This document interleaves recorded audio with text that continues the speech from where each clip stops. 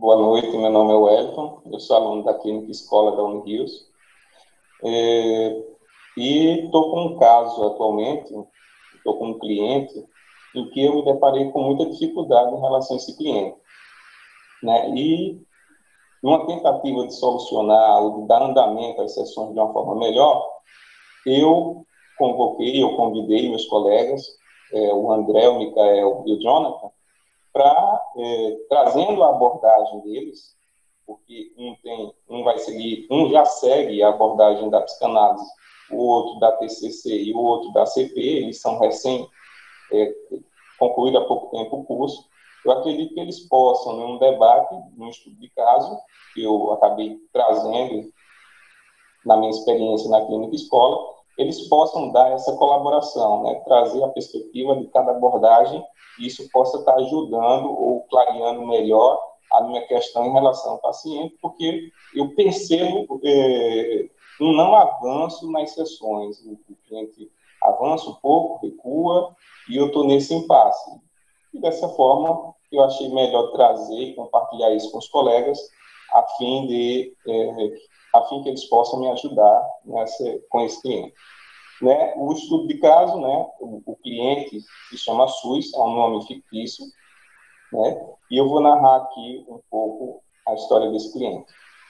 O SUS, ele é natural de Brasília, é solteiro, sem religião, se formou recentemente em enfermagem e trabalha no hospital da região. Com 32 anos, iniciou seu atendimento psicológico na clínica escola, no primeiro semestre de 2021. Era a sua primeira vez em terapia e resolve, às pressas, marcar uma consulta com um profissional de psicologia. Acreditava que o psicólogo ia resolver suas angústias o mais rápido possível, para que ele pudesse voltar a fazer o que ele mais amava, que era trabalhar num hospital da região. Ele amava isso. No entanto, estava com muita angústia, estava sem conseguir desempenhar suas funções. Ele relatou que sentia estava sentindo assim depressivo, muito ansioso. Isso está dificultando o trabalho no hospital e o relacionamento, notadamente, com a família. Esses sentimentos se agravaram a ponto de ter ideação suicida e um ataque de pânico há 3 dias atrás, né? Afirmava que se dispunha a ajudar muito as pessoas, mas não era reconhecido. Ele estava sempre se queixando em relação a isso. Tinha uma visão muito negativa, né, dele, ou tinha uma percepção negativa das pessoas. Ele acreditava que as pessoas estavam sempre desarticulando ou criticando. Apesar de ser reconhecido em momentos informais, é interessante, porque naquele ambiente formal ele percebia isso, mas fora do ambiente ele escutava elogios por parte de seus colegas. Então a gente percebe aí uma certa contradição em seu discurso. Ele demonstrava grande dificuldade no relacionamento com os pais também, embora tinha muito orgulho de sua mãe. Narrou que antes de nascer era uma mulher assim, antes dele nascer a mãe dele disse para ele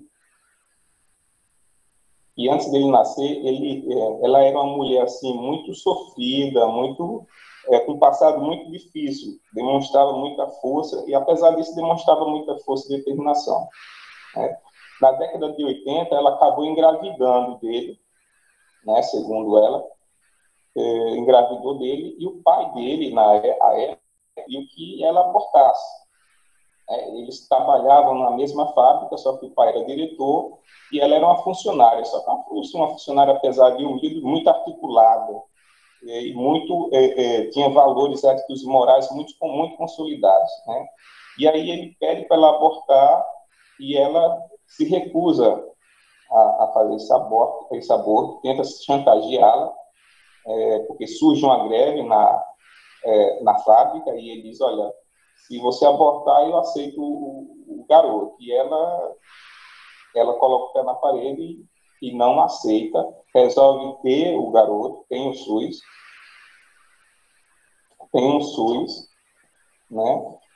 E esse menino nasce exatamente no dia 5 de outubro de 1988. né, ele foi muito festejado. Sua chegada trouxe muita alegria para a família. Dessa forma, né, ele pôde... E aí ela pôde pôr em prática, na verdade, os sonhos que tinha para o filho, né? Ela sonhava em dar uma boa educação, sonhava em instruir, dar boas instruções para ele. Ele relata que ela sonhava em elevar a autoestima desse garoto, elevar suas capacidades, para que ele fosse algo tanto para ela como para aquelas pessoas que estivessem ao redor dele, né? Uma pessoa muito significativa, uma pessoa muito solícita. Mas o que é que acontece? Quando ela tem um filho, ela tenta educar dessa forma, tenta levar esse filho, para uma condição de autossuficiência, de capacidade de ser resoluta em sua vida, só que ela não consegue. Por quê? Porque, segundo o SUS, ele disse que o pai ele desarticulava sua criação, posto que sabotava sua educação. Não foi um pai presente, não apoiou em momentos difíceis, dizia para as pessoas que ele era incompetente em tudo que se propunha a fazer, o reprimia diante das pessoas para envergonhá-lo. E assim comprometeu muito a sua autoestima. Mesmo antes dele se formar, né, como enfermeiro, porque faz pouco tempo que ele atua no hospital, o pai nunca proporcionou um apoio emocional e econômico necessário para a subsistência dele. Logo, ele nunca pôde se organizar o suficiente para ter uma boa formação e, consequentemente, uma boa prestação de serviço. Pelo menos era o que ele entendia, né? Que achava que não prestava um bom serviço. E, de certa forma, culpava o pai. Assim, ele tinha essa percepção sempre mais... que estava sempre sendo mais criticado em relação aos outros, né? E ele até afirmava em uma sessão que a ansiedade dele, toda vez que se falava em ir ao hospital por trabalho, essa ansiedade estava se elevando, né? Se queixou de palpitações até.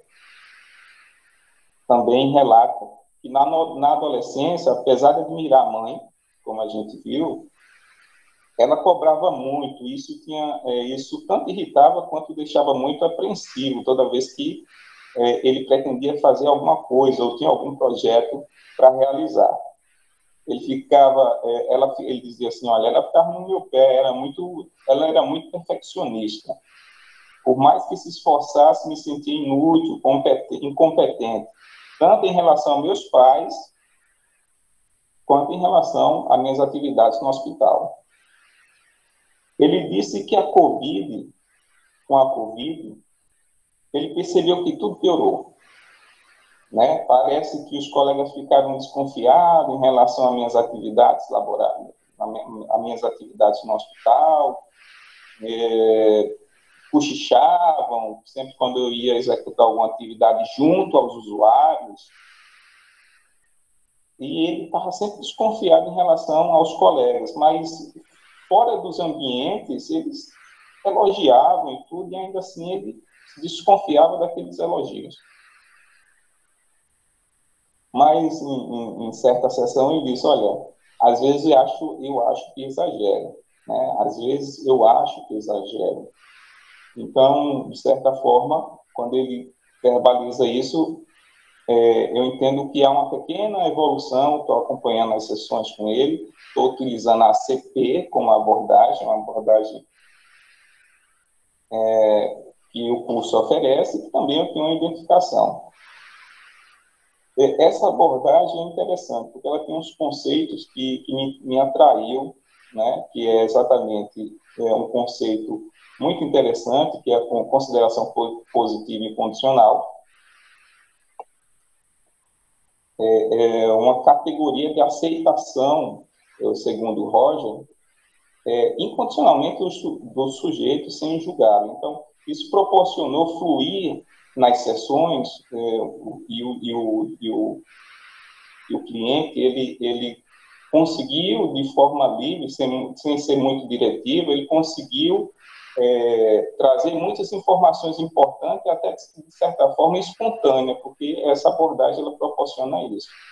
Mas ainda eu me encontro nesse impasse, nessa dificuldade, e por isso estou trazendo esse caso aqui para os colegas. O Jonathan é da abordagem, é recém-formado na psicanálise, e eu gostaria que ele vai trazer aqui os seus conhecimentos, para que a gente possa ter uma melhor compreensão do caso. Por favor, Jonathan. Ok. Muito obrigado pela confiança, tá, Wellington?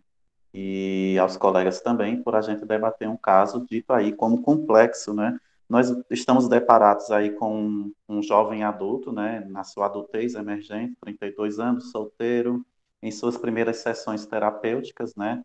Então, ele vai trazer, obviamente, questões muito profundas e tidas aí que a gente pode trazer aí uma boa anamnese sobre o perfil na linguagem psicanalítica dessa psicodinâmica, como está instalado aí, entendendo que somos seres relacionais e objetais, né? Então, segundo o relato, né, esse cliente, esse paciente aí, ele se sente deprimido, ansioso e teve uma crise de pânico com pensamentos e ideações suicidas, né? Mas veja, há características importantes a considerar em sua personalidade, no seu caráter, como altruísmo, né? Autocobrança, né? Dificuldades aí nas relações, mesmo no ambiente familiar e no profissional, laboral, né? E também nós conseguimos levantar aspectos muito importantes de uma infância aí sofrida, né? Um pai que não teve aí a aceitação de uma gravidez e esse relato chegou a ele, então isso pode estar trazendo aí uma rejeição aprendida, né? Uma rejeição aprendida, a gente pode pensar também nisso. A gente pode pensar também que isso gera uma falta, porque no ponto de vista psicanalítico, né, nós somos seres de falta, e a falta ela gera angústia, né, e aí nós sabemos que o desejo de todos, né, dentro na linguagem psicanalítica, na psicanálise lacaniana principalmente, todos precisamos nos sentir desejados. Então, essa falta aí se instalou na formação dessa estrutura aí, que eu arriscaria dizer uma estrutura aí neurótica, tá? Fundante com os seus sofrimentos, né, com as suas dificuldades de ressignificação. Veja, mas esse passado sofrido, ele precisa ser trabalhado, tá, Wellington? Então, você já me trouxe aí que você já está fazendo essa análise aí desse passado, juntamente com esse relato de uma mãe dita castradora, né, uma mãe que autocobra, uma mãe que quer um ideal de ego que ele atualmente julga não estar entregando, né? Então, você precisa trabalhar essas questões egóicas, tá? Nesse seu analisando, e aí você precisa trazer para ele trabalhar a ressignificação, que vai ser dando um novo sentido conotativo a essa infância dita aí como sofrida mal resolvida, tá? Então, essa relação mãe e filho precisa também estar bem estruturada e a mãe tem que saber qual é o local dela agora, tendo o seu filho na adultez emergente, e o filho também qual é o local dele nessa. Então, precisa estabelecer alguns limites aí nessa relação, tá? Eu acredito que ela criou ele dentro de regras e diretrizes, né? A gente vai usar esse termo aqui só para ilustrar, e essas diretrizes a estrutura ele muito bem, né? Então, ele já tem um caráter e um valor bem estruturado. Ele só precisa descobrir isso para poder trabalhar melhor em prol de si mesmo. Mas ele precisa dessa validação desse pai, e esse pai, ele dito aí como um pai que deveria ter gerido ele, né? Administrado melhor ele, né? Se tivesse participado melhor dessa vida, talvez essa angústia e esses pensamentos de desesperança e desistência que gera pânico e ansiedade, né? Toda ansiedade é uma insegurança, é um medo de que ocorra algo ruim, né? Então, esse pai que não está sendo presente e não o geriu, né? Não o administra, numa linguagem simbólica aqui, tá? Bem, ele precisa ser um gestor melhor, tá? Então, esse pai, esse diretor, né, dessa fábrica, tido aí como um profissional competente, também precisa ser competente para administrar bem essas diretrizes que, aprendidas com a mãe, o seu paciente, seu analisando, pode estar se relacionando melhor com o seu ego e descobrindo suas potencialidades, e não simplesmente gerar angústias e dores, né? Mas isso vem aí reverberando nessas relações interpessoais, que aí agora, com essa questão social aí que estamos vivendo, né, de pandemia, de Covid-19, faz com que ele duvide das suas capacidades profissionais e talvez ele se sinta que não consiga dar conta. Por isso justifica o ataque de pânico, e aí eu não posso também alimentar em você e nos colegas que ele esteja aí com um transtorno instalado. Eu posso dizer que ele esteja aí passando por uma, uma situação dita aí como uma crise neurótica, né, mais de cunho ansioso, mas a gente pode considerar que precisa ser trabalhado essas questões para fortalecimento das questões egóicas. Veja, ele há um conflito, né, instalou-se um conflito no inconsciente dele, mesmo que ele não tenha consciência, que emerge nesse sintoma, que são essas coisas que você conseguiu controlar, que é a crise, a ansiedade e os sentimentos deprimidos, mas que ele não consegue lidar com isso porque ele há um conflito entre o superego, que autocobra, a mãe castradora, a presença dos colegas da profissão, o desejo e a falta, o desejo de ser validado, que é configurado pela falta do pai presente, junto com o seu ego que está fragilizado. Então há um conflito entre o superego e o ego, e aí ele precisa fazer aí entrar em acordo para que a estrutura egóica dele se fortaleça e ele consiga lidar melhor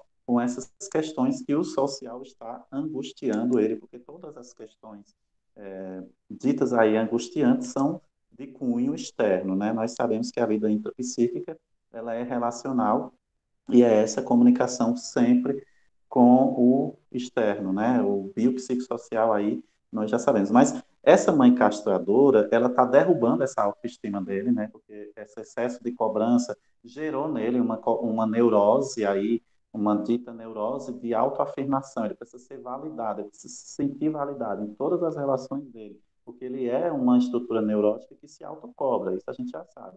Mas essa questão está perpassando o que nós dizemos de limite da normalidade, né? A ponto de que gera sofrimento, então aí precisa ser realmente trabalhado, né? E aí no trabalho, essas cobranças externas estão trazendo esses sintomas que a gente pode estar aí pensando em uma perda de prazer nas atividades, uma desesperança instalada, e essa queixa de necessidade de validação que precisam ser trabalhadas. Todas essas queixas que eu estou te trazendo aqui, elas podem se configurar numa impressão clínica que eu vou esperar os nossos colegas trazerem as considerações deles, mas, a priori, os sintomas que precisam ser trabalhados do ponto de vista psicanalítico é essa perda de prazer nas atividades, né? Essa desesperança que, se não tratada, gera um sintoma depressivo e aí pode evoluir com uma depressão propriamente dita, instalada, e a gente não quer que isso aconteça.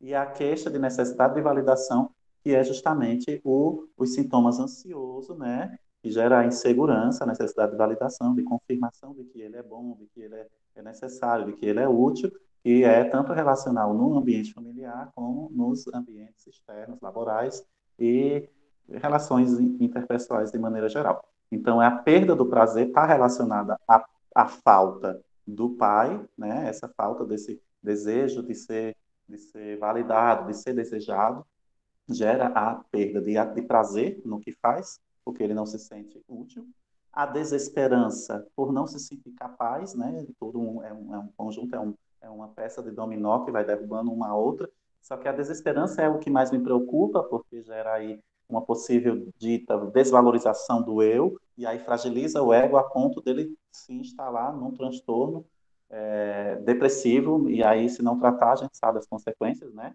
Mas a queixa que você também pode estar apontando que se deve trabalhar e levar em consideração a necessidade de validação que gera aí essas angústias ansiosas e pensamentos ideativos e tudo mais, da distorção que a psicodinâmica dele pode gerar aí. Mas vamos ver as impressões do nosso colega Micael com a sua abordagem comportamentalista, amigo. Boa noite aos colegas. Estão me ouvindo bem? Pronto. É interessante esse caso, Wellington, que você trouxe, porque a gente pode ver alguns pontos interessantes para trabalhar, né? Assim, o que eu pude notar, como o Jonathan já trouxe, é que existe uma cobrança por parte da mãe muito acentuada a respeito das ações que o seu paciente ele pode ter, entendeu? Então, pelo que eu observei, a visão dessa mãe é que ele não está agindo da maneira que ele deveria agir, não está seguindo aquilo que ela o instruiu a fazer. Então, ele tem esse ponto, que é essa cobrança da mãe, e tem o ponto também que é a rejeição que o pai tem por ele, esse descuidado que o pai tem. Então, à luz da TCC, a gente pode observar que ele está sendo aliciado por estímulos tanto materno quanto paterno. E a gente precisa observar porque isso vem gerando nele crenças nucleares, que seriam o quê? Essas crenças, elas seriam ideias enraizadas e cristalizadas, as quais estão moldando o jeito dele ser e o jeito de agir. Então a gente precisa se atentar a isso para poder entender esses sentimentos que ele está sentindo, né? Esse sentimento de ser indesejado, de estar abandonado. Esse indesejado pode dizer por conta da mãe, estar cobrando as coisas que ele não está fazendo, e esse abandono que ele está sentindo por parte do pai.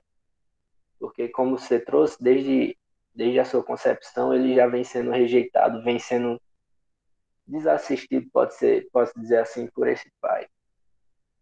Então, Wellington, é necessário a gente fazer com que o seu paciente ele venha identificar os pressupostos básicos, que seriam a visão de si mesmo, do mundo e do futuro.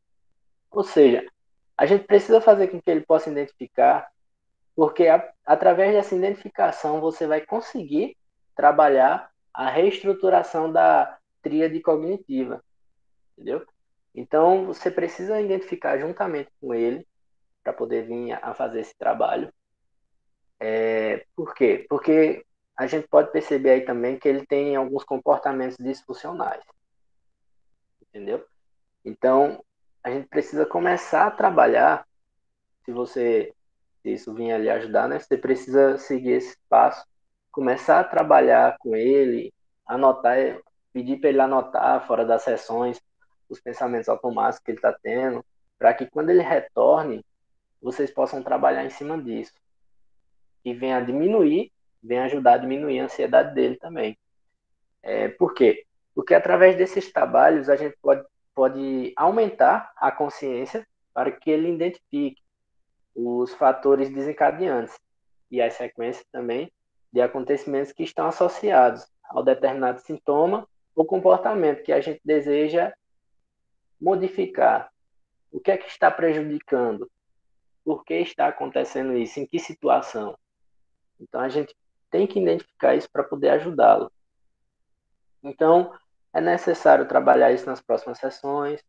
Você precisa fazer uma escuta também da parte da mãe. Eu acho fundamental a importância para saber o porquê ela está fazendo essa cobrança, entendeu? O que é que está sendo cobrado, por que está sendo cobrado tanto desse filho, certo? Assim, é necessário também trabalhar as habilidades sociais dele, certo? Trabalha o autocontrole para que ele possa conseguir usar, certo? Os pensamentos funcionais e adaptativos no lugar dos disfuncionais. Então, é interessante a gente pontuar essas duas partes que eu falei no princípio, ou seja, a cobrança excessiva da mãe e o abandono do pai. Eu que esses dois pilares são os estímulos responsáveis por tudo que está acontecendo, tudo não, a maioria das coisas que está acontecendo com ele, esses comportamentos indesejáveis que está ocorrendo, entendeu? A gente precisa trabalhar isso para que ele consiga ter comportamentos mais assertivos. A gente precisa verificar essas crenças que ele está tendo, esses sentimentos, e a partir disso a gente começar a trabalhar para que ele possa vir a ter uma qualidade de vida melhor, certo? Então, acho interessante a gente trabalhar isso. Começa com ele anotando os pensamentos automáticos, vendo o que está gerando aquele quadro nele de comportamento, o que é que está estimulando.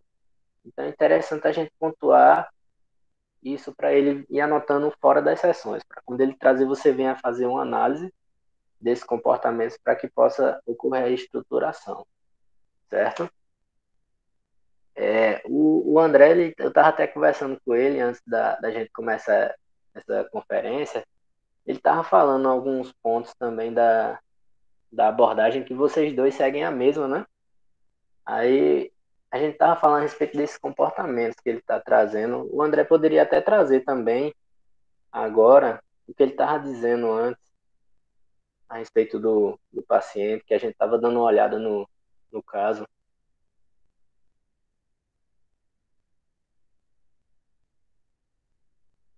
Boa noite. Boa noite. Boa noite, André. Boa noite, senhores. Estão me escutando bem? Estão todos bem?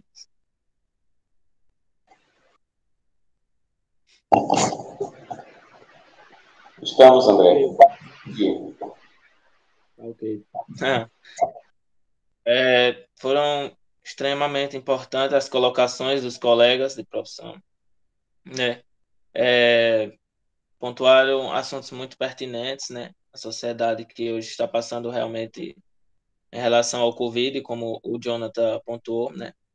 Primeiro ponto que deve se analisar, né, frente a este paciente, são alguns sintomas que foram pontuados por Wellington no início, né? Alguns sintomas pertinentes à implicação, à semelhança entre a comunicação, né? Algumas habilidades não tão legais. Tensão, ansiedade ou até mesmo confusão interna, né? Vai criando uma certa imagem distorcida do sujeito com o passar do tempo. A falha na comunicação, né? Também prejudica na comunicação com os outros, né?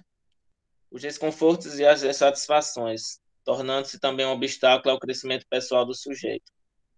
Vamos lá, também pode-se pontuar a rigidez que o indivíduo construiu, né, no decorrer do tempo, dificultando nas suas experiências, né, com a sociedade. É válido mencionar que a ACP, a abordagem centrada na pessoa, né, pontua algumas questões que eu irei falar mais à frente. Algo que deve se analisar é que as percepções das suas capacidades e relações e a realidade são socialmente captadas. Foi algo perceptível na fala de Wellington. À medida que ele consegue enfrentar a totalidade da sua experiência, diferenciando-se e simbolizando-se adequadamente, vai organizando uma certa nova estrutura do ego, que vai se tornando ainda mais firme e claramente definida. Tá entendendo? E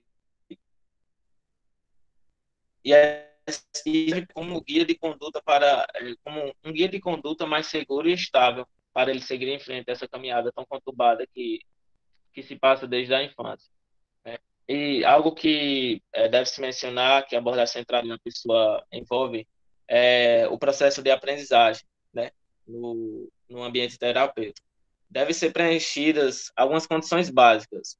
Algo que eu acho extremamente importante é o enfrentamento do problema de imediato, em que o cliente se depara com um problema que não consegue resolver sozinho, mas está determinado a resolvê-lo, apesar de se sentir receoso com o que possa vir a descobrir em si. A livre expressão dos sentimentos e atitudes afetivas do cliente, num clima de aceitação, né? Ele deve buscar essa aceitação, que é o que busca a abordagem centrada na pessoa, no final, né? Buscar levá-lo ao insight, ou seja, a autocompreensão, que vai se tornando cada vez mais significativa à medida que o indivíduo vai percebendo as relações que antes não conhecia. O André, me permita pontuar aí nessa questão da autocompreensão, né? Essa autocompreensão é exatamente se voltar-se para si, né? Esse autoconhecimento, essa reflexão. Então, essa abordagem ela é muito importante porque ela acredita de fato no potencial de cada sujeito. E nas minhas sessões eu pude presenciar isso de forma muito clara. Esse processo que eles chamam de atualização, né? O sujeito ele começa antes ele está muito incoerente, ou seja, o que ele sente e o que ele fala. E aí ele começa num processo de coerência, ou seja, ele começa a perceber, por exemplo, que tem uma fala dele que ele diz assim, às vezes eu acho que eu exagero.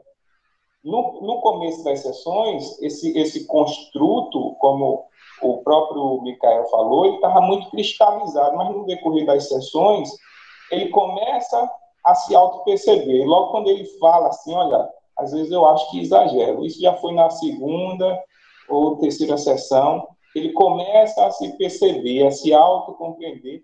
É uma coisa muito importante que eu acho muito relativa em relação a essa abordagem da ACP. Porque, de fato, o terapeuta, como eu comecei falando no início da minha fala lá, essa questão da consideração positiva, desse não julgamento, dessa aceitação do sujeito, permite muito essa abertura do sujeito. E à medida que ele vai falando, André, ou meus colegas, ele vai começando a se perceber suas contradições. E isso gera um movimento de mudança no sujeito. E ele vai ficando mais autêntico nas suas posições, na sua vida. É interessante. Essa questão do conceito de congruência, a gente pode compreender de uma forma melhor, por exemplo, com crianças. A criança é altamente congruente, ou seja, é altamente coerente. Se ela sente dor, ela vai dizer que está doendo. Se ela sente raiva, ela vai falar que... Então, ela é extremamente congruente, coerente. Isso a gente não vê nesse sujeito, a gente vê uma incoerência, porque essa consideração positiva que o terapeuta tem com ele, nessa recepção do sujeito, nessa validação do sujeito, o pai dele não teve. A consideração positiva não é só entre terapeuta e cliente, foi no seu passado também, entre seu pai e ele. Né? Ele não aceitava o sujeito, logo, o pai, daquela forma tão agressiva, ele meio que introjetou na linguagem psicanalítica, né, essa conduta, esse comportamento, essa limitação que não é dele. Então, a CP ela vem trazer esse sujeito para uma condição de liberdade mesmo, de autonomia do sujeito. É uma abordagem que eu acho excepcional. Outra fala interessante no decorrer das sessões, eu me queixei assim com vocês no início da minha conversa que o cliente, ora ele avança, ora ele recua. Ora ele avança, ora ele recua. Por exemplo, ele foi trabalhar outro dia, olha, 2 acontecimentos que aconteceu assim, que ocorreram no mesmo dia com ele. Ele foi, quando ele ia saindo de casa, a mãe dele disse, meu filho, por que você não faz uma pós aí? Por que você não faz uma pós? Ele chegou para ela e falou o que ele pensava, olha, mãe, eu não vou fazer pós, eu não gosto, eu não quero e eu não tenho tempo. Eu quero me dedicar. Você vê a coerência, quando ele traz um discurso como esse, cara, a gente chega e se anima, porque vê o cara se apropriando de si, né, de forma autêntica, se colocando, decidindo o seu destino. Então, eu fiquei extremamente animado quando eu vi esse discurso dele, ele tomando posse de si. Aí, quando ele chega no hospital, olha só o que acontece. O coordenador pede para ele fazer mais hora extra.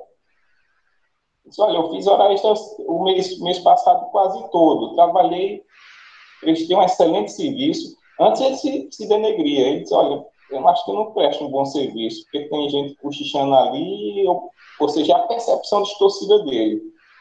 Não é nem o que as pessoas pensam, mas o que ele está construindo devido às vivências passadas dele. Então, o sujeito começa a se distanciar do seu passado. Por isso que essa é uma abordagem muito de presente. É o aqui e o agora. Então, ele começa, nesse dia que ele vai ao hospital, ele começa a questionar o coordenador. Olha, mês passado eu fiz tantas horas, não recebi, não fui reconhecido nem pelo trabalho, e hoje eu não vou fazer. Hoje eu não faço, eu amo meu trabalho, eu quero prestar um bom serviço para a sociedade. No entanto, eu espero consideração e respeito, né? Em plena pandemia, eu não estou sendo valorizado. Então, olha que discurso bonito que o cara trouxe, velho. Olha que você começa a perceber no sujeito uma certa autonomia, tá, tá entendendo? Mas vai passando algumas sessões e ele recua, sabe?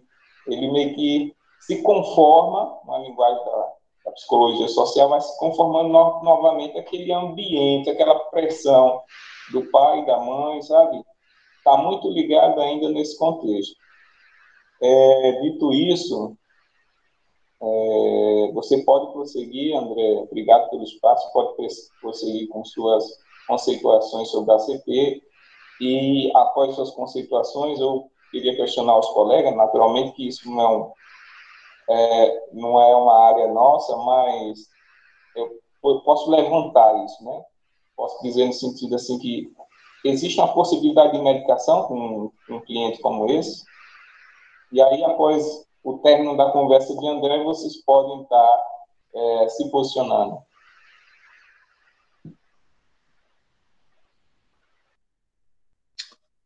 Retornando aqui, obrigado pelas contribuições, meu amigo. Estão me escutando bem? Tá tudo ok? Sim, sim. Foi de extrema importância as pontuações de Wellington, complementou o que eu iria falar, basicamente, né? Respostas compreensíveis levam o cliente a melhorar sua comunicação interna, a partir da experiência de autorrealização. O trabalho do psicoterapeuta na abordagem centrada da pessoa é de extrema importância por levar o sujeito ao pleno funcionamento. Vocês compreenderam muito bem? A aceitação de si, ou seja, no aqui e agora, é a base necessária para se conseguir as mudanças desejáveis que ele pretende, partindo do que o indivíduo realmente é. Ele reconhece e utiliza os recursos atualmente existentes para promover essas mudanças necessárias, né? De forma mais construtiva, que é o que, no final, a terapia pretende promover um certo sucesso, pode-se dizer, né? Concluindo-se dessa forma. E é isso, muito obrigado. Né? Alguém pode falar algo a respeito das outras Eu abordagens a tenho, mais ou contribuir? eu tenho e concordo em gênero, número e grau com as colocações de todos os colegas e de suas devidas nuances de abordagens terapêuticas e pude também notar algumas coisas que correlacionam-se, né, entre as abordagens e que talvez sejam interessantes. Mas respondendo primeiro à pergunta do Wellington sobre a questão da medicação, Wellington, creio eu que não seja necessário, porque o sintoma dele foi pontual, né? Eu gostaria que o nosso querido Wellington desligasse seu microfone, porque está dando um pouco de interferência para mim.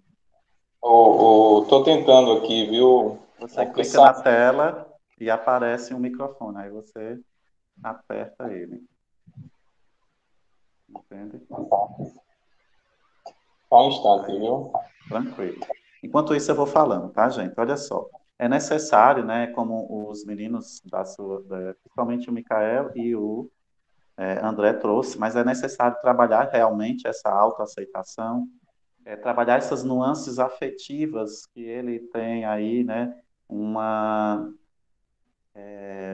incongruência afetiva, né? Então, trabalhar esse campo afetivo vai melhorar os sintomas, principalmente de ansiedade, e talvez a gente consiga eliminar alguns sentimentos depressivos que venham aí, porventura, atrapalhar o funcionamento dele, né? Como pessoa. E, lógico, obviamente, como uma ótima colocação da abordagem da ACP, e concordo, deve sim focar no aqui e no agora, né? Para que esse sujeito consiga lidar melhor e trabalhar esse fenômeno psicológico, né, gente? Nós sabemos que ele está com toda essa angústia gerada aí, mas nós entendemos, né? Nós que estamos analisando, nós entendemos que é uma angústia que está sendo de fora, né? Que não necessariamente é do funcionamento do sujeito. O funcionamento psicológico dele está normal, considerando a história de vida dele, né? Só que ele não está conseguindo avançar dita aí, um termo que nem nenhuma abordagem pode ser utilizada, mas eu vou falar aqui para ficar mais fácil a compreensão. Essa maturação psíquica, né? Ele tá passando para uma nova fase de vida, 32 anos, adultez emergente, precisa amadurecer essas visões, né? E aí ele vai aprender a lidar melhor com suas questões ante ao fenômeno psicológico atual que ele está enfrentando, né? Então precisa trabalhar esse fenômeno psicológico e conscientizá-lo, logicamente que a ACP ela trabalha muito, né, com a questão consciente, né? Então trabalhar essa aprendizagem social aí. Eu ainda arriscaria trazer que trabalhar alguns pontos da aprendizagem social dele e para que ele consiga lidar melhor com o seu presente, né? Então aí ele vai conseguir seguir essa missão, né, que foi lhe dada desde a infância, né, que a mãe e o pai, né, lhe trazem aí uma missão, né, e aí ele tem que entregar esse ideal de eu, mas que não precisa ser imediatista, né, que é o que gera angústia, né. Então, trabalhar essa questão imediatista também, talvez, creio eu, que esteja atrapalhando, e aí ele vai lidar melhor com suas potencialidades, que aí a abordagem comportamentalista traz muito bem com a fala de Michael para você tentar trabalhar, tá, meu amigo Wellington, de alguma forma, a consciência de suas potencialidades, das habilidades dele, e demonstrar para ele que ele consegue, sim, superar esse fenômeno, né, e essa cobrança vinda aí dessa mãe e vindo aí de seus colegas, né? Trazendo assim uma linguagem simbólica, toda a população, né? Está trazendo aí essa cobrança dele externa e é a cobrança interna dele, intrapsíquica, mal resolvida, e aí fazer aí um suporte, desenvolver aí um novo suporte, porque eu percebo também que ele está com a rede de apoio fragilizada, né? Então, como é que a gente consegue acessar essa rede de apoio e essa rede de apoio trabalhar a favor dele? A gente precisa estabelecer limites, então precisa ser aberto, precisa conseguir acessar essas pessoas externas, mãe e pares, né, e colegas de trabalho, para ele estabelecer limites. Olha, o que eu posso fazer é isso, isso, isso, isso, isso, e eu preciso do apoio disso, disso, disso, disso, disso. E aí ele vai conseguir fazer com que essas pessoas validem suas potencialidades, reconheça os esforços dele, não sei se vocês concordam comigo, trabalhando essa rede de apoio, ele impondo-se mais nas relações, ele vai conseguir estabelecer os limites e as necessidades dele, e aí vai conseguir gerir, né, melhor a favor dele. E aí eu com certeza ele vai entregar o resultado esperado que ele espera e que todos os outros esperam, e aí ele vai conseguir uma melhora do sintoma, né, que a impressão clínica atual, e aí é na minha percepção psicanalítica, e eu te posso trazer atualmente, por isso que eu descarto o uso de medicação, ele está aí com uma impressão clínica de um desamparo aprendido, né, porque na nuance e na luz da TCC, eu acredito que o Michael pode concordar também comigo, e esse comportamento ele foi aprendido, né? E aí a gente pode ver aí que é um desamparo aprendido, que o desamparo ele leva a uma desesperança, que leva a sintomas depressivos, que leva a angústias e sintomas ansiosos, e que se não tratar, eles podem evoluir e justifica todo o comportamento dele. Mas, acima de tudo, trabalhar, estabelecer os limites nas relações, né? E aí a gente consegue, obviamente, trazer essa aceitação incondicional dele, né? Como vocês colocam na ACP, e eu acredito que ele vai ter uma boa evolução se ele tiver uma rede de apoio compreensiva, mas, acima de tudo, consciente das necessidades e das limitações dele atuais e que podem ser melhoradas se tiver uma melhor gestão dos próprios pares, né? Então, eu acredito que ele vai conseguir superar isso sim. Então, é a impressão que eu posso trazer agora para vocês.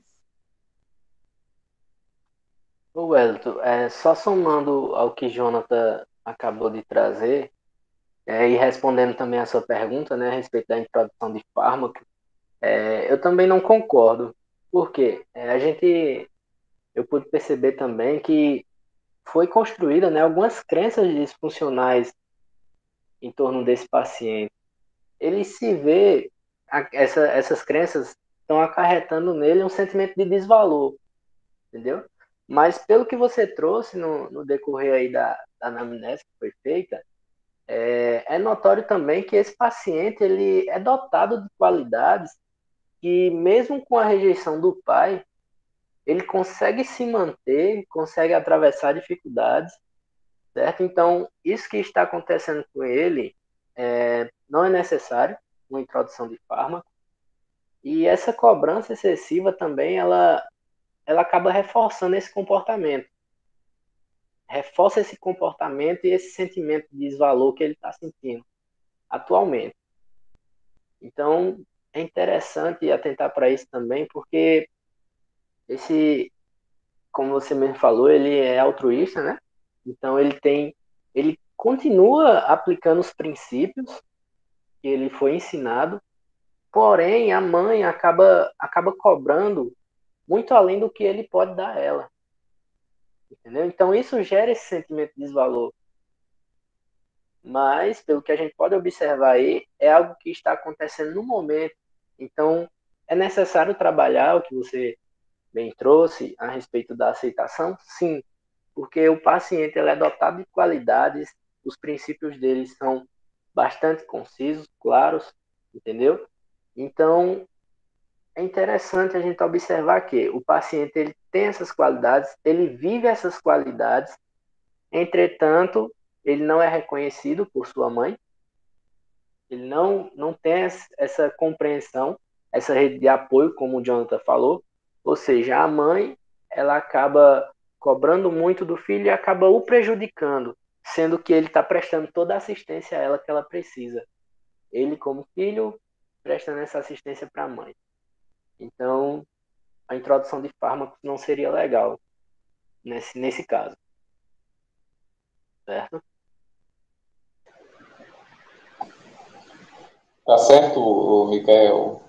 Vocês foram bem claros. Eu acho que vou encerrar agora o nosso encontro. Só agradecer a vocês, foi muito proveitosa essa troca de conhecimento. E sou muito grato por isso, porque a gente está num tempo, aliás, sem tempo, né, diante da pandemia, e vocês se propuseram a debater esse caso, a trazer conhecimento e a me ajudar, né, num caso em que eu estou tendo muita dificuldade. Naturalmente, vocês também passaram por isso na clínica escola e de forma empática aí estão colaborando, me ajudando, e empatia é um dos termos, dos conceitos da ACP muito válidos, né? ou muito valioso para a ACP. Não só para a ACP, para todas as abordagens, mas a ACP ela ressalta um pouco mais a questão da empatia. Mas, de toda forma, eu sou muito grato a vocês e se vocês quiserem falar mais alguma coisa, fiquem à vontade. Não, eu só quero dizer para você que você está indo no caminho certo, tá? E realmente o caso dele é um caso que eu falo, né, na minha linguagem psicanalítica, que ele precisa resolver essa dissolução edípica, né? A dissolução do complexo de Édipo está mal resolvido, né? Que a gente fala na linguagem psicanalítica, mas que ele vai conseguir, sim. Ele já está quase conseguindo. E é justamente isso que acontece para alguns leitores mais aprofundados da psicanálise. A gente entende que alguns sujeitos eles passam por angústias, por algumas transformações na psicodinâmica para poder eles irem para a nova fase. Então, seria aí uma nova fase que ele está, um novo nó, que a gente chama, um novo nó borromeano, sendo formado aí na estrutura do inconsciente. A gente fala nessa linguagem, mas é para compreender que ele está passando por uma transformação mesmo, e nas outras abordagens é o quê? É uma mudança, né, na reestruturação cognitiva, como coloca a TCC, é uma compreensão melhor da cognição com a afetividade, como vocês trabalham muito bem na CP, que é essa questão de autoaceitação e autorrealização, né, que tem a ver com os desejos e as crenças do sujeito atrelados ao fenômeno, né? Então, se ele está conseguindo contemplar aí. Então, você está sim, você vai conseguir. E fácil, fácil, ele vai resolver essa situação e você vai conseguir trazer aí ótimas impressões prognósticas para a gente, tá bom?